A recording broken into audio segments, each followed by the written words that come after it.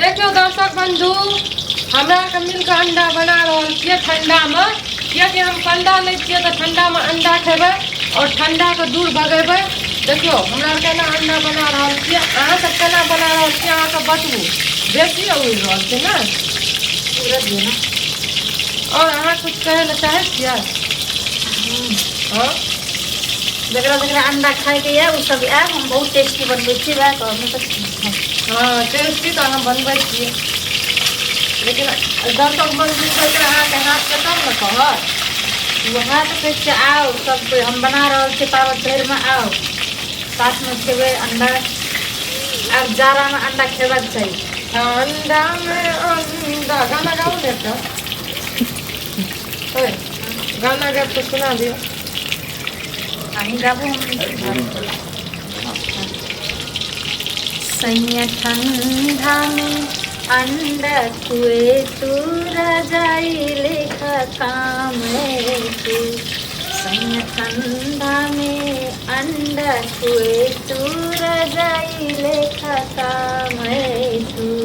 मतलब एहन वाला अंडा देखी रजाई के कौन जरूरी है? अंडे खा के तो अहाँ के गर्मी आबि जात ठंडा में। हाँ। डेली डेली जे अहाँ चारि चारि टा अंडा खेबै तो गर्मी न है। चारिटा तो कहाँ खाइ छै, दुईटा अहाँ खाइ छै दुईटा हम खाइ छी। नहीं तो आइ चारो आ काल्हि से 5टा 6टा आना पड़ते। हाँ हाँ हम 3-3टा खाब। 3-3 टा के खाएब तब फिर तब तो ई ठंडी में तो अहाँ के कोनो जरूरत है या जैकेट उकेट सब फेंक देना चाहिए। हम हाँ तो अंडा खा के खाए अंडा कते गर्मी दै छै शरीर में। दर्शक बंधु देखियो अंडा खाए के कथी फायदा है? जैकेट नहीं लगवा पड़े छै, देखियो एनर्जी रहे छै। भोर के 4 बजे उठे छी। हाँ 4 बजे उठ के कथी कथी करे छियै? 4 बजे उठ के कथी कथी करे छी, काम भी आवे छै सबटा एक संग। तकर बाद रोज का अंडा साँझ बिहान पकबै छियै खाइ छियै। काम बेसी कयल जाइ छै जब देह में शरीर में एनर्जी रहता है ना काम करबै। मतलब अहाँ कह चाहे छियै जे अंडा खेला से गर्मी उत्पन्न होइ छै सएह ने? हाँ तो अहाँ जार में खेबाके चाहिए। तनुकू हम बताबै छी अहाँ के तो अहाँ अंडे खाइत रहू तो हम जे छै अहाँ रजा वजा के कुछ जरूरते नहीं।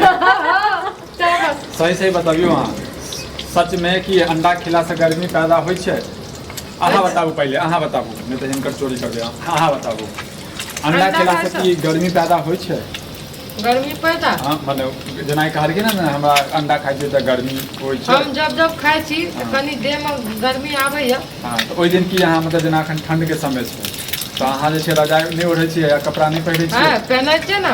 मतलब जे छै जैकेट वैकेट के बात करै छी। अच्छा जैकेट हाँ अखनी तो हम पहनै छी। अरे अंडा खेला के बाद अच्छा अंडा खेला के बाद गर्मी उत्पन्न होइ छै? होइ छै गर्मी उत्पन्न। अब श्रोता बंधु अहाँ से बतबियो जे अंडा खेला के बाद में जे छै गर्मी उत्पन्न होइ छै। हमरा तऽ नहीं लागे गर्मी उत्पन्न होइ छै। ई सब कहै छै गर्मी उत्पन्न होइ छै। सब ज्यादा ई मैडम जी कहैया हमहूँ गर्मी। कहलियै ताहि दुआरे अहाँके हम पहिने हमरा पता छलै अहाँ जे छै हुनके जगह छी जे बात के घुमा दै छियै। नहीं नहीं बेसी एकरा गर्मी पैदा छै से कहै छी हमहूँ हम। कहलियै हल्का सा फायदा बुझियौ। होइ छै, एनर्जी आवे छै अंडा खेला से। एनर्जी है जे शरीर में।